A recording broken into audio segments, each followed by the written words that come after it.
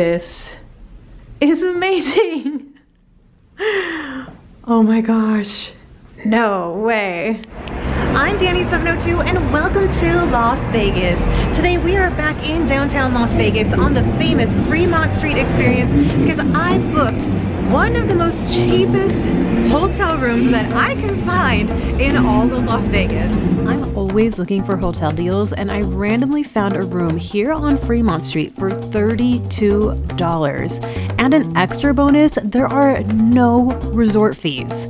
My total for the room for tonight was $36.16. The Hotel Apache at Binion's Gambling Hall is the stay for today. Now, I have seen hotel rates going for as low as $25 at other places in Las Vegas, but they will include resort fees that will at least double that price. I've been looking at a standard queen here at this hotel for a really long time. It was going for about $45.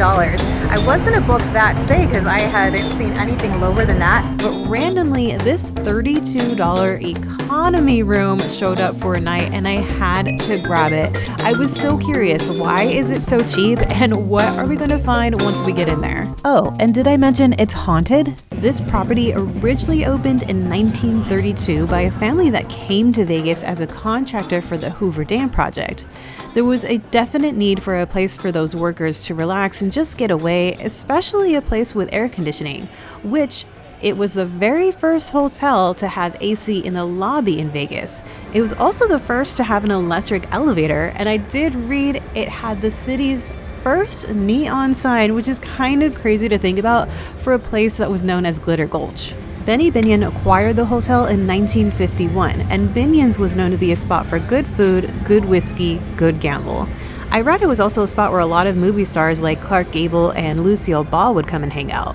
Binion's also made poker a mainstream casino game, which now you can't step into a casino without seeing at least one poker game. There was lots of firsts at this resort. This property had quite a few name changes, but then it just became Binion's Gambling Hall. The story of Benny Binion and his family is super interesting. If you're into Vegas legends and just history, that is a really good one to read over. In 2008, TLC Casino Enterprises took over and upgraded the property with new additions, but kept the name Binion's. In 2019, TLC reopened 81 rooms of Binion's as a boutique hotel, the Hotel Apache. In the very back of the casino is the front desk or the lobby where you're going to do your check-in. It also acts like the box office. It's very small, but my check-in process was extremely easy and quick. As mentioned earlier, this hotel is historically haunted. It has been around for 90 years, and over that time, there have been many reports of spirited activity. Reports of being pushed, touched, unexplained figure sightings and shadows and noises. The hotel even rents out a ghost hunting kit to its guests if you're up for it, so they really embrace the historically haunted hotel. I do believe Binion's has a hotel tower, but I don't think they are utilizing that for hotel rooms. At the very, very top, there is a restaurant, but I don't think, I could be wrong, I don't think you can actually stay in the hotel tower. So there are 81 rooms at Hotel Apache, so I am wondering if we're going to be in one of these rooms here. I believe I'm going the right way to get to my room. I have a room on the second floor today. In front of some of the doors, for instance, here on 263, there's a little quote of what might have happened in or near the room. So 263 says, while doing a room check, a Binion security officer heard someone telling him to get away. We'll go down some creaky hallways, and we are here at our room 265. No scary stories here. That's a good sign.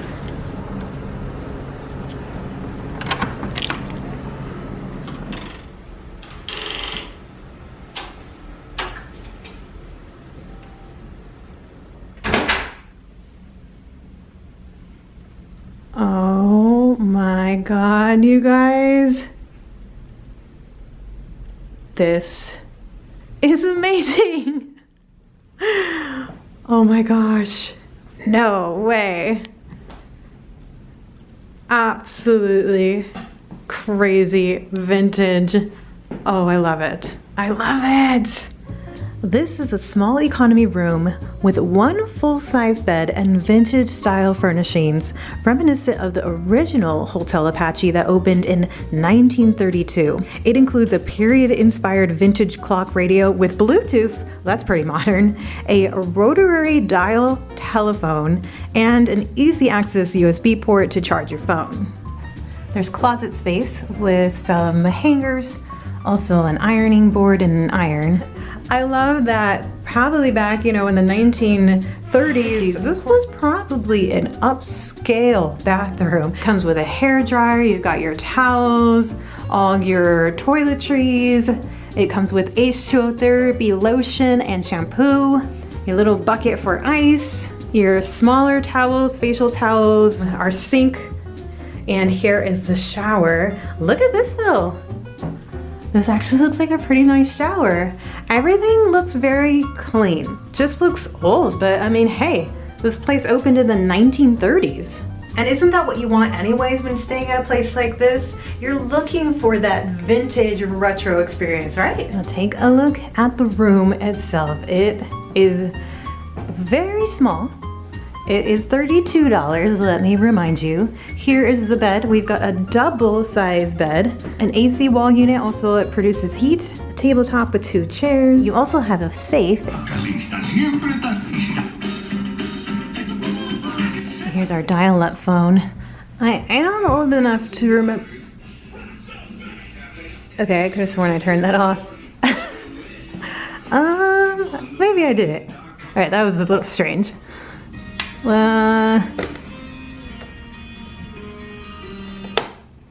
Okay, now it's off for sure. I am old enough to remember dial-up phones. I feel like my grandma had one. I do have a memory of it. So neat. Look at that. There's also some drawers here, so you can put your stuff inside if you'd like to. Okay, honestly, this is not bad at all. The first thing I'm noticing as maybe a negative is I can hear everything outside of this room. I can hear that I've got neighbors. I'm probably being really loud even though I'm trying to lower my voice. I can hear the elevator, people walking. But I always sleep with the fan on, and the wall fan right here is pretty decent. It's kind of got that white noise effect. We have to test this bed though. This is all right. Not too bad. Seriously, I'm pretty picky about my beds. I like them really soft. This is not bad at all. I can definitely sleep on this. Pillows are a little crunchy, but the bed itself is pretty nice. Oh yeah. Just throw on the fan and you won't be able to hear the noises around you, but then you won't even be able to hear the spooky noises around you. I don't know if you take that as a good thing or a bad thing. I think I mentioned earlier, but the final fee for the whole night was $36.16. I do know that they have other rooms here, so they have standard rooms. They even have rooms that go up to suites. So I believe the suite I've seen at $300. That room is pretty cool. The penthouse is an original room from the 1930s as well. It is the only room on the 4th floor, the only room, and you can only access it by using the stairs. You can't get to the 4th floor using the elevator. That room is known to be the most haunted room in the whole hotel. And now that we've seen the room, let's go explore the rest of the hotel and see what exactly they have to offer. Confirming that there's only 3 floors, let's see if I can take the stairs to go up to the 4th floor. Floor 3. I get little spooky vibes. Not too much though. I feel alright.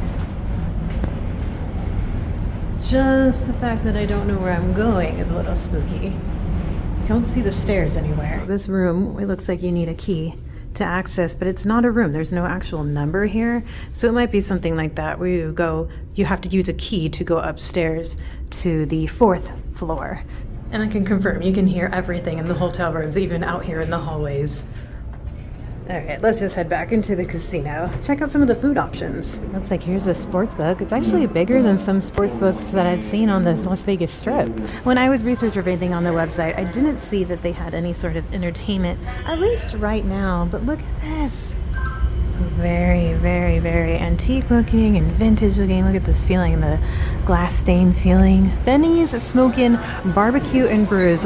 Check this out. This is amazing. It definitely looks like an old school saloon. Ooh, it smells good in here. Binion's Cafe is located in the middle of the casino. It has things like burgers, chicken fingers, and a like on the menu.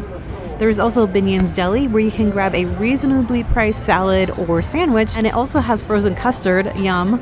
They have 2 outside bars along Fremont Street. We have Cowgirl Up Cantina and also Whiskey Liquor. There is Whiskey Liquor Up Saloon, which is on the 2nd level and has some really great views of Fremont Street. The menu has things like burgers, hot wings, and even po' boys. Then we have Top of Binion's, which is on the 24th floor.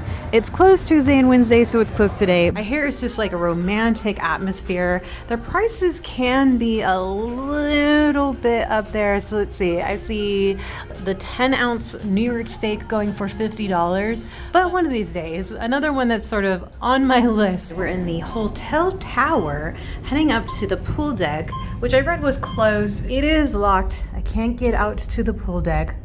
But look at this view, if you can see it. I am sure it's freaking amazing on the pool deck. We're pretty high up. I mean, look, there's the plaza sign. Here's the gym. Pretty small. 1 treadmill, 1 bike, got a row machine, and one of these guys over here. No free weights. There's a bunch of pictures on the wall from the Horseshoe. 1960s, this photo here. Couple more going down. 1950s. Look at that.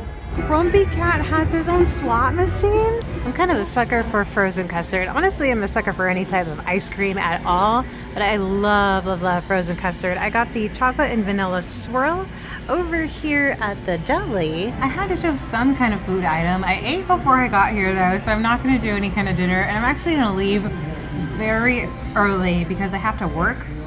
So I won't be getting breakfast or anything like that.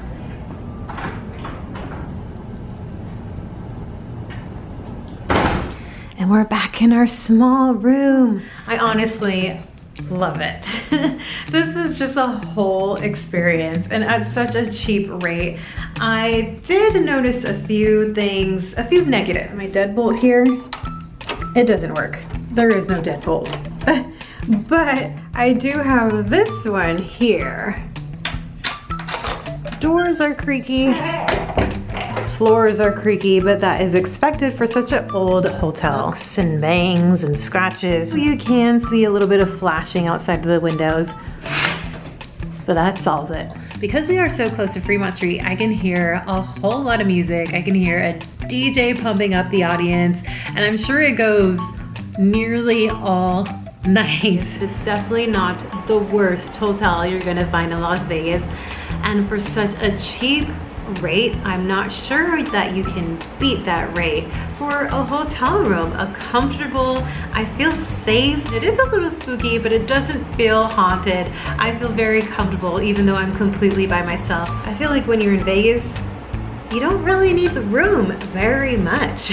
So if you're looking for a cheap hotel room on Fremont Street,